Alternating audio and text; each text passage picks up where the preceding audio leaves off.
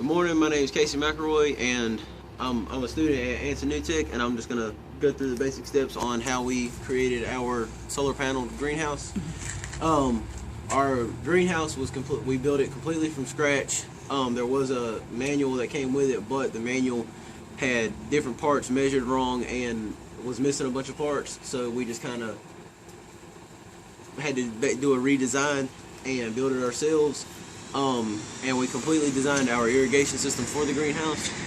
I'm going to start with our solar panel. We have a solar panel that charges a 12 volt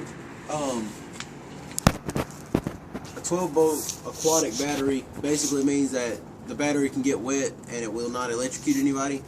And then the battery, we have running from the battery a cable that leads to a switch that will cut the battery's power on. It's a on-off switch that leads back to the back where our irrigation system starts to a 12 volt 250 psi pump. Our system will be completely recycled water.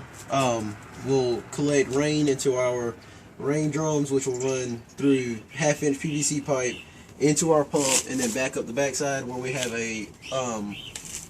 a faucet where we can control how much water gets through the pressure, which leads us to the inside of the greenhouse.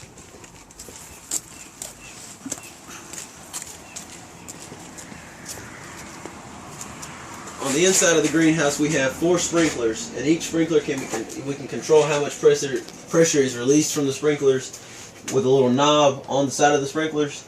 The pump pushes the water up the backside of the greenhouse and into. It has the pipe separated with a T, and it takes the T through a 90 and then down to our 2 lanes for our irrigation system.